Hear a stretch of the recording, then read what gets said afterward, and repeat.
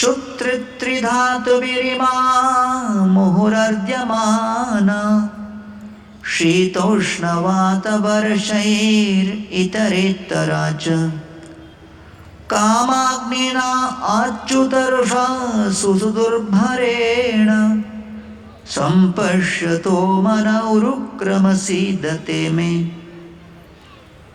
ब्रह्मा जी भागवत में वर्णन करते हैं कि हे प्रभु, मैंने हर प्रकार से भूख, प्यास, मौसमी गर्मी, सर्दी, वर्षा इत्यादि तैयार की इस बद्ध जीव को बाहरी रूप से यातना देने और आंतरिक रूप से उसे परेशान करके इस बंधन के जंजीरों में, श्रृंखलाओं में बांध कर कस के उसे परेशान करने के लिए मैंने ही उसके हृदय के अंदर कूट कूट कर काम, क्रोध, लोभ इत्यादि भर दिया है।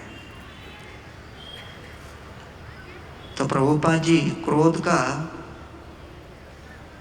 अनुवाद करते हैं इनडिफटिगेबल एंगर।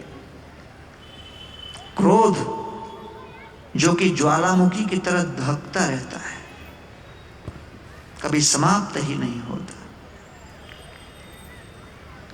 और इसलिए जब क्रोध का पारा पड़ता है तब किसी को समझ में नहीं आता कि विवेक शक्ति किस दिशा में चली, किस दिशा में नहीं चली। हम अपना नियंत्रण खो बैठते हैं। कई वर्ष पूर्व मैं जरवाड़ा जेल में प्रोग्राम कर रहा था। Assistant commissioner of police jail उस समय जो थे मेरे अच्छे मित्र थे, उन्होंने निवेदन किया कि थोड़ा जेल में प्रोग्राम कीजिए।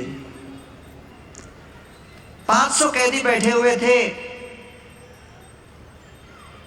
सब बड़े बड़े जुर्म करके आए थे। अधिकांश लोग उम्र कैद की सजा लेकर बैठे थे, कई लोगों को मृत्यु दंड भी मिला था। जेल के प्रोग्राम मुझे पसंद आते हैं क्योंकि उसमें श्रोता गारंटीड होता है, विज्ञापन की आवश्यकता नहीं होती। दरवाजा खोलते हैं, सब आ जाते हैं। लेक्चर दिया, लेक्चर के बाद मैंने कहा किसी का कोई प्रश्न है क्या? एक कैदी ने हाथ उठाया, बोला मेरा प्रश्न है। मैंने कहा प्रश्न पूछो। वो कहता है स्टेज पे आके पूछूंगा। मैं घबरा गया। मैंने कमिश्नर साहब को पूछा कौन है ये? कमिश्नर साहब बोले 12 मर्डर किया उसने। मैंने कहा मैं 13वां होने वाला हूं क्या? उन्होंने कहा नहीं चिंता मत करो, आने दो उसको। स्टेज पे आके उन्होंने अपना बड़ा सिद्धांत से भरा हुआ प्रश्न पूछा, जिसे सुनकर सारे कैदी जोर जोर से ताली बजाए कि हमारे बीच में भी पंडित बैठे। उस प्रश्न का मैंने उत्तर देने के बाद जब प्रोग्राम समाप्त हुआ, उसे अपने निकट बुलाकर पूछा कि भाई भरी जवानी में आप इतने अत्याचार जुर्म कर चुके हो, आपको कभी लगा नहीं क्या कि जो आप कार्य कर रहे हो, अपराध कर रहे हो, जो मर्डर कर रहे हो, उसका परिणाम क्या होगा? उसने कहा जब क्रोध का अंधकार मेरे आंखों के सामने छा जाता है तो फिर कुछ दिखता नहीं, मेरी विवेक शक्ति समाप्त हो जाती है और समझ में नहीं आता क्या हो गया। ये पागलपन का भूत सवार हो जाता है। लेकिन भगवान के संयोग से इसी जेल के अंदर मुझे जेल के अधिकारियों ने काम दिया है करने के लिए, जो हर कैदी को देते हैं। और मुझे काम मिला है किताबों को अंधे लोगों के पढ़ने के लिए अनुकूल ब्रेल भाषा में अनुवाद करने।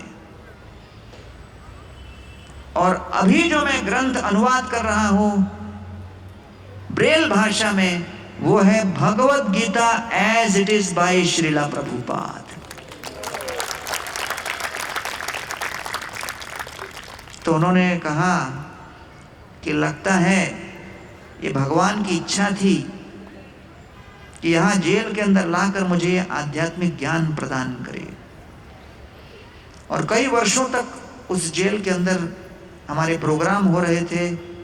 और अब हाल ही में श्वेतदीप प्रभु पूना में उन्होंने येरावाड़ा जेल के अंदर एक पूरा अलग से सेंटर ही बना दिया है।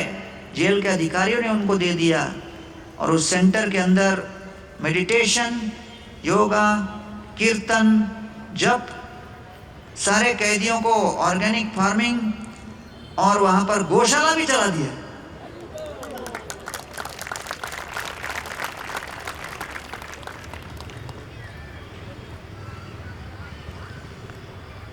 बॉस्टन में एक कॉलेज है जिसका नाम है MIT। वहां पर मेरा लेक्चर रखा था। लेक्चर के सपोर्ट में एक वहां पर LCD प्रोजेक्टर था, जो एक मेरा पावर पॉइंट था चलाने के लिए। जो सहायता कर रहा था वो बहुत देर तक टटोल रहा था प्रोजेक्टर को, यहाँ ऐसा वैसा, लेकिन वो चल ही नहीं रहा था। 10 मिनट प्रयास करने के बाद जब मेरा लेक्चर शुरू होने का समय हो गया, मैं उसको देख रहा था, मेरे पास आके कान में बोलता है, LCD प्रोजेक्टर चल नहीं रहा है। मैंने कहा यार MIT में भी यही हाल है क्या? इतना बड़ा कॉलेज है, कुछ तो करो। बोला नहीं, बहुत सब ट्राई कर लिया, LCD प्रोजेक्टर नहीं चल रहा। प्रभु आप कृष्णा के ऊपर डिपेंड करके लेक्चर दे दो। मैंने कहा मेरा ही फिलॉसफी तो मुझे सुना रहा। और मैं कुछ बोल भी नहीं पाया क्योंकि मेरे लेक्चर का टॉपिक था क्रोध पे नियंत्रण। और उस लेक्चर का पहला पॉइंट होने वाला था कि कई बार जीवन में परिस्थितियां आपके वश से परे होंगी, उस समय आपको उसे सहन करना है। तो सबसे पहले भगवान ने मुझे ही ये पिला दिया। तो इसलिए भगवान कह रहे हैं कि जब तक क्रोध पे नियंत्रण न करो, काम पे नियंत्रण न करो, तब तक भगवान स्वयं प्रकट नहीं होते। कुरुक्षेत्र की रणभूमि में युधिष्ठिर महाराज का युद्ध चल रहा था कर्ण के साथ। कर्ण ने घमासान आक्रमण किया युधिष्ठिर महाराज पे। कर्ण भी जानता था कि 5 पांडवों में सबसे आसान है युधिष्ठिर महाराज पर आक्रमण करना। युधिष्ठिर महाराज धर्मपरायण हैं, इतने अधिक युद्ध परायण नहीं थे। तो इतने बाणों से मूसलाधार वर्षा उनके ऊपर कर दी। युधिष्ठिर महाराज के सारथी भी घबरा गए कि अधिक समय यहाँ रहेंगे तो युधिष्ठिर महाराज समाप्त हो जाएंगे और ये महाभारत का युद्ध इतिहास बन जाएगा। इसलिए बचाने के लिए भागे भागे लेके आ गए युधिष्ठिर महाराज को अपने कैंप में।